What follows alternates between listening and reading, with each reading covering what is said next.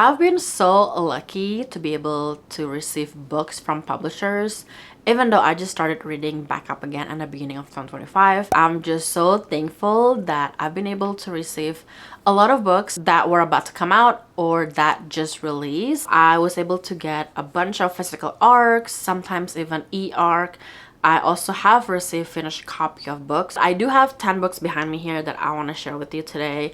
I actually received quite a lot more than just 10 books throughout 2025, and I want to try to keep up with the books and share it with you on this channel because I think I just had one previous video that I did where I talk about the free books that I received from publishers, and I just want to do more because I do receive a handful of them, and also I've won giveaways from either Instagram or Goodreads sometimes, and I need to share all of those books. Anyways, let's just go ahead and talk about the 10 books that is behind me right here that I received from publishers. So the first book that I received from Simon & Schuster is The House of Eve by Sadika Johnson. I think that is how you said the author's name. This one is a historical fiction. I think I've learned about this book because it was one of the Goodreads seasonal challenge book, and when I got an email from Simon & Schuster if I want to request this title, I decided to say yes because it just sounds so interesting, and it is also Reese Witherspoon's book club book pick. So let me just read a little bit about the book from the back of the book. In 1950s Philadelphia, 15-year-old Ruby is on track to becoming the first in her family to attend college, but a taboo love affair threatens to pull her back down into the poverty and desperation that has been passed on to her like a birthright. Eleanor arrives in Washington, D.C. with ambition and secrets. When she meets the handsome William at Howard University, they fall madly in love. But William hails from one of DC's elite wealthy black families, and his parents do not let just anyone into their fold. Eleanor hopes that a baby will make her finally feel at home in William's family and grant her the life she's been searching for. But having a baby and fitting in is easier said than done. With their stories colliding in the most unexpected of ways, Ruby and Eleanor will both make decisions that change the trajectory of their lives. I'm super excited to hopefully read this book next year. I don't really read a lot of historical fiction, but hopefully this will get me started reading a lot of historical fiction more because I do have quite a lot of historical fiction books. The next book that I received from Gallery Books, I'm pretty sure this is also another historical fiction. This is The Harvey Girls by Juliet Fay. This book is set in 1926. Charlotte was born into one of Boston's finest society families. Now she's on the run from a brutal husband, desperate to disappear into the wilds of the Southwest. Billy, the oldest of 9 children, quit school to help with her mother's washing and mending business, but even that isn't enough to keep the family afloat. Desperate, both young women join the ranks of the Harvey Girls, waitresses who serve in America's first hospitality chain on the Santa Fe Railway. Hired on the same day, they share 3 things: a room, a heartfelt dislike of each other, and each has a secret that will certainly get them fired. Through long days of training in Topeka, Kansas, they learn the fine art of service.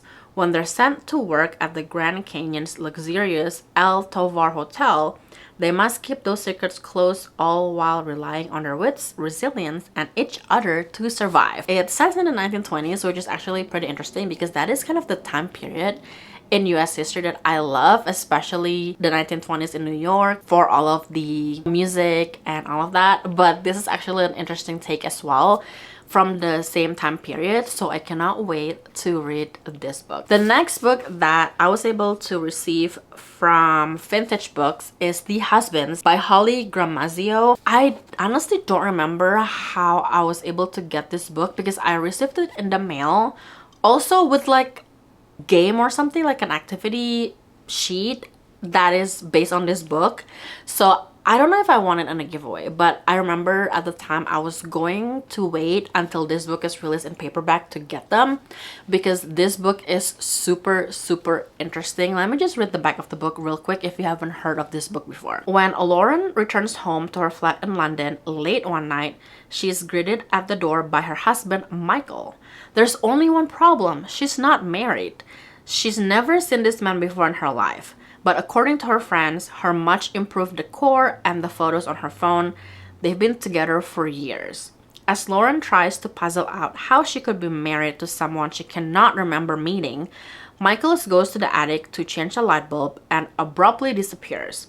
In his place, a new man emerges and a new, slightly altered life reforms around her. Realizing that her attic is creating an infinite supply of husbands, Lauren confronts the question. If swapping lives is as easy as changing a light bulb, how do you know you've taken the right path? When do you stop trying to do better and start actually living? It is kind of like a time loop type of thing, but it's a bit different. And again, this is just so interesting to me, and hopefully I will be able to like it, because I noticed that anytime there's a book with like a time loop theme in it, I don't really like it as much because the setting and the days stay the same, and we read about it over and over again. But hopefully with this new like husband everyday type of thing would be more interesting to me, and hopefully I'll be able to pick this book up next year. The next arc actually that I got is from, I believe, Simon Teen Influencer Program. It is Falling Like Leaves by Misty Wilson. I've heard quite a few people talk about this book as they talk about their fall reading TBR and what they read in September and October. So I am not sure if I'm gonna be able to read it this year, because I already have quite a few lineup that I have for November and December. But anyways, this is about Alice, who has a lot of expectations for her senior year, but moving from Manhattan to Bramble Falls, Connecticut is not one of them. Yet, in the wake of her parents' separation, that is exactly where she and her mother are headed. Bramble Falls might be charming, but it's also full of distractions, like local barista Cooper Barnett, Alice's one-time best friend and first kiss, who has not only majorly glowed up, but also wants nothing to do with Alice. Then there's the Falling Leaves Festival, a month-long tourist attraction run by Alice's aunt, celebrating everything autumn. Dragged to each event, she cannot stop bumping into Cooper, the one person she is hoping to avoid. But the longer she stays in Bramble Falls, the harder it is to pretend she's not falling for this town and the people in it. As her return to Manhattan gets pushed further and further out, Alice is forced to confront exactly what she wants for her future and what that means for her present. I feel like this has that small town fall vibe, but then it is for young adults, which actually I haven't really read in a book, I think, before. So I'm kind of excited to hopefully pick this up. Maybe if I can squish it in between now and December. Hopefully I will be able to, because I don't think I'm gonna pick it up in the beginning of 2026 because it's not gonna be the same vibe. And at the same time, I don't want to wait until next fall to read it, because this book came out, I believe, in September. So I definitely want to try and read it, hopefully before the end of the year, if not early 2026, so I can post my review about this book. The next one that I have is another YA romance book called Heart Check by Emily Charlotte. This one also I was able to get from Simon & Schuster or Simon Teen, and I have put this in my, I believe, November TBR, just because I kind of need a like YA book in between some of the other books that I plan to read in November, and I just thought this would be the perfect book for that. This one is about Luke and Harper. They might share classes at school and shifts at the same diner, but they are not friends. Harper thinks Luke is a self-centered jock, one of many at their sports-obsessed high school. Luke thinks Harper is stuck up, too good for anything, resembling school spirit. So when his beloved hockey coach is fired, Luke is terrified that his plans for impressing scouts are vanishing before his eyes. And also a rumor goes around that Harper was the one who got the coach fired, and now she is public enemy number one. But even with their mutual dislike at an all-time high, Harper and Luke cannot escape splitting shifts forever. Can forced proximity help them find some common ground, or will long-held grudges finally succeed in bringing each other down? I feel like this is gonna be one of those enemies to kind of friends to lover trope in a book, and I kind of like that, especially in like a high school setting. I did read Fake Skating by Lynn Painter not too long ago, and it has kind of similar vibes, even though Fake Skating has a childhood friends turn enemy, turn friends, turn lover type of trope. So hopefully this will give me a similar vibe. And honestly, I cannot wait to read it. I think this is like a great kind of like in between books just to have a relaxing and fun high school hockey romance. Let's talk about this one. This one is Love Me Tomorrow by Emiko Jean. This is also the one that I received from Simon Teen.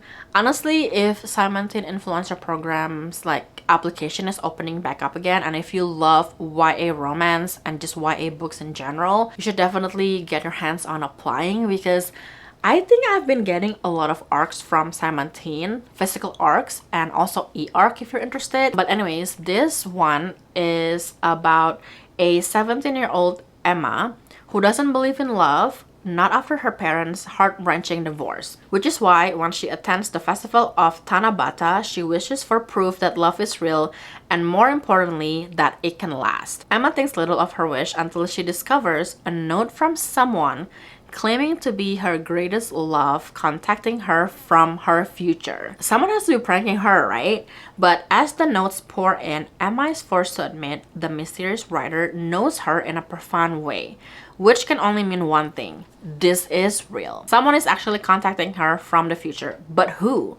Is it Ezra, the absurdly popular musical genius? Or is it Theo, the literal boy next door who knows Emma better than anyone? Or Colin, the overly confident, overly handsome, overly rich kid she meets when she starts cleaning his mega mansion? As Emma tries to uncover the identity of the letter writer, she'll discover that love is more than real. It's the point of, well, everything. I didn't even know that there are 3 possible love interests in this book. I don't think I've ever actually read a YA books with 3 love interests. That is just a lot of guys, and I feel like all of the boys are pretty interesting, but I think I'm going to root for Theo, the literal boy next door who knows Emma better than anyone. I feel like he's gonna be the one, but I guess I won't know until I read this book, so hopefully I will be able to at least pick this up before the publication date. This is gonna be published in February 3rd, 2026.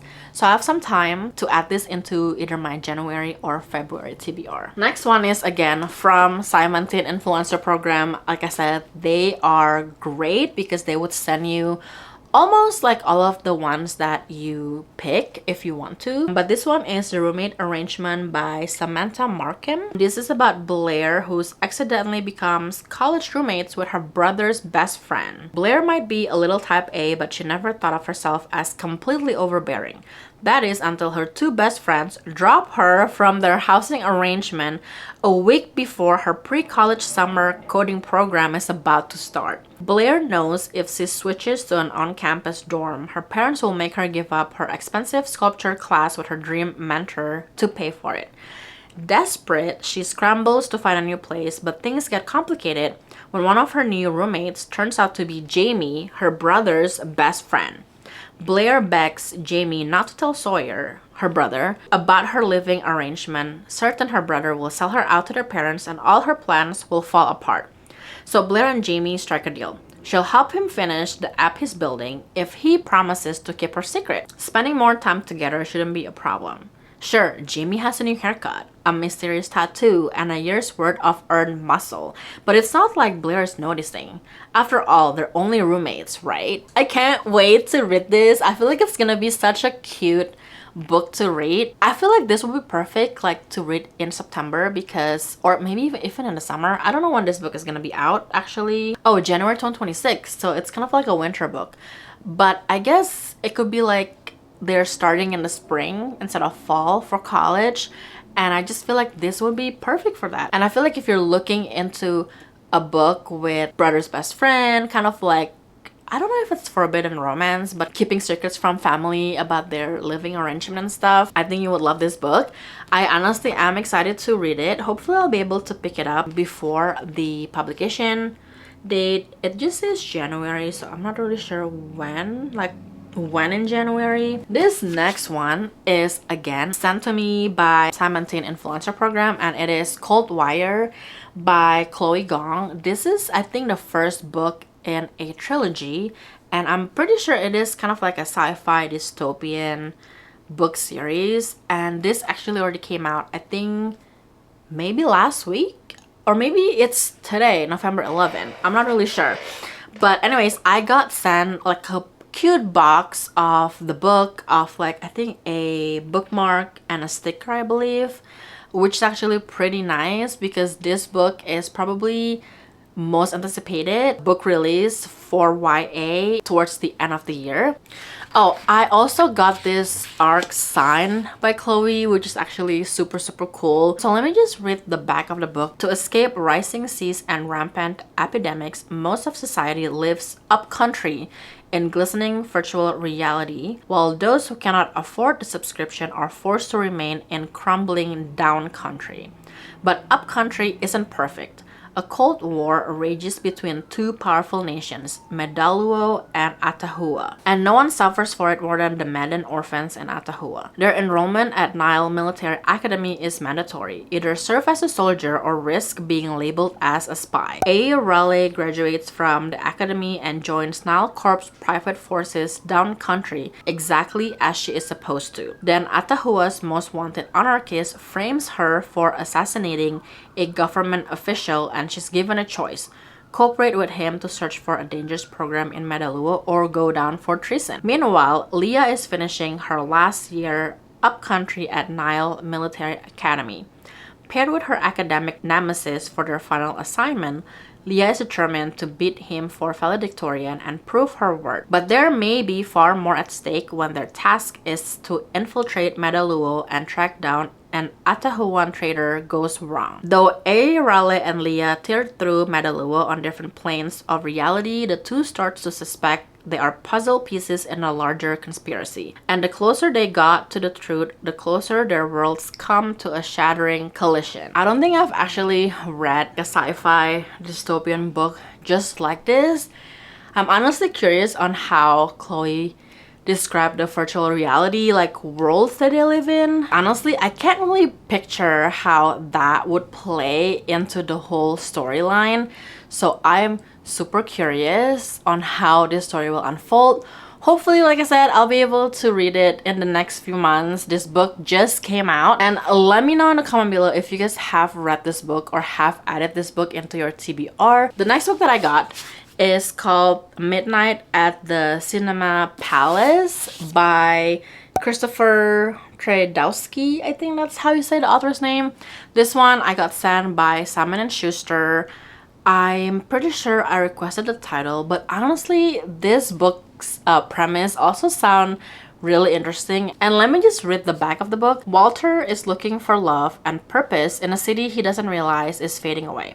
San Francisco in 1993, at the height of the AIDS epidemic and the dawn of the tech revolution. Out of college, out of the closet, and transplanted from the Midwest, Walter is irresistibly drawn from his shell when he meets Carrie Manohin and Sasha Stravinsky, a dynamic couple who live blithely beyond the boundaries of gender and sexuality. Witty and ultra stylish, Carrie and Sasha seem to have stepped straight out of a sultry film noir, captivating Walter through a shared obsession with cinema and Hollywood's golden age.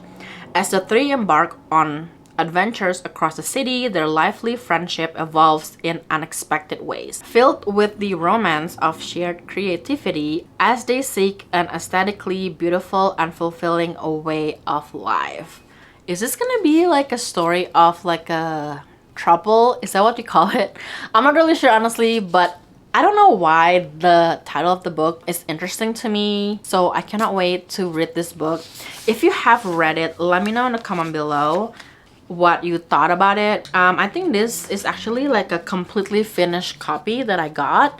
I'm not really sure when this book was released. I know it's sometime in 2025. But anyways, let me know in the comment below if you have read this book before. The last book that I have is called To the Moon and Back by Eliana Ramage. I think that's how you say the author's name. I actually received the ARC copy of this book from Avid Reader Press.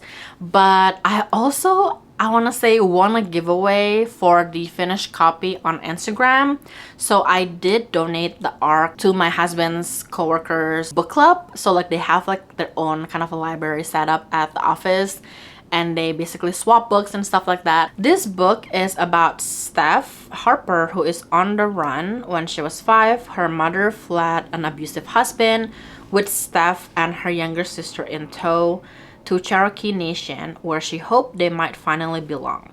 In response, Steph sets her sights as far away from Oklahoma as she can get, vowing that she will let nothing get in the way of pursuing the rigorous physical and academic training she knows she will need to be accepted by NASA and ultimately to go to the moon. Spanning 3 decades and several continents to the moon and back encompasses Steph's turbulent journey, along with the multifaceted and intertwined lives of the 3 women closest to her. Her sister, Kayla, an artist who goes on to become a social media influencer and whose determination to appear good takes her life to unexpected places. Steph's college girlfriend, Adela Owens, who strives to reclaim her identity as an adult after being removed from her Cherokee family through a challenge to the Indian Child Welfare Act.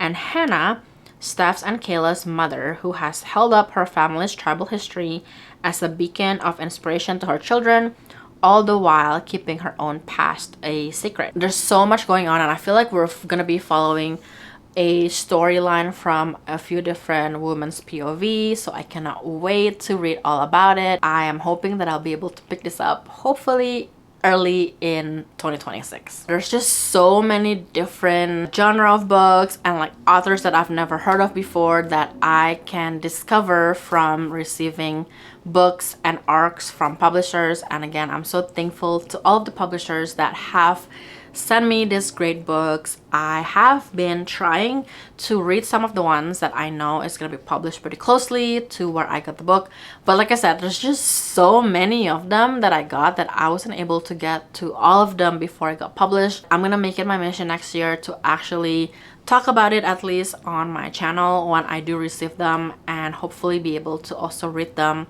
and post the review whenever I'm able to. I know it's not really mandatory for book readers who receive these finished books or arc to actually read and review, but I know that it would be actually great for kind of like their marketing and publication. And the more people who read and rate these books, the more people can actually read about these great stories from, you know, like I said, authors that they might have never heard of before.